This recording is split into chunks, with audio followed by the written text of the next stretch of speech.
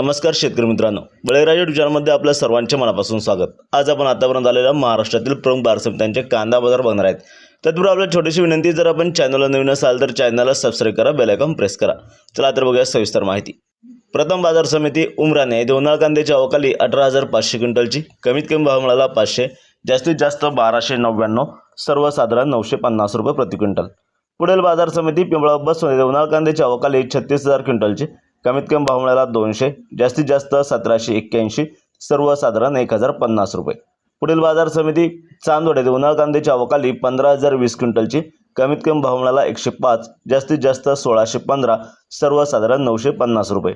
पुढील बाजार समिती कळवण येथे उन्हाळ कांद्याची आवकाली 7,150 क्विंटलची, कमीत कमी भाव मिळाला 250, जास्तीत जास्त 1255, सर्वसाधारण 800 रुपये। पुढील बाजार समिती मालेगाव मुंगसे येथे उन्हाळ कांद्याची आवकाली 16,000 क्विंटलची, कमीत कमी भाव मिळाला 100, जास्तीत जास्त 1057, सर्वसाधारण 560 रुपये। पुढील बाजार समिती लासलगाव विंचूर येथे उन्हाळ कांद्याची आवकाली 5,947 क्विंटलची, कमीत कमी भाव मिळाला 500, जास्तीत जास्त 1460, सर्वसाधारण 950। पुढील बाजार समिती लासलगाव येथे उन्हाळ कांद्याची आवकाली 9,896 क्विंटलची, कमीत कमी भाव मिळाला 400, जास्तीत जास्त 1560, सर्वसाधारण 1051। पुढील बाजार समिती पुणे येथे लोकल कांद्याची आवकाली 9,225 क्विंटलची, कमीत कमी भाव मिळाला 400, जास्तीत जास्त 1100, सर्वसाधारण 750 रुपये।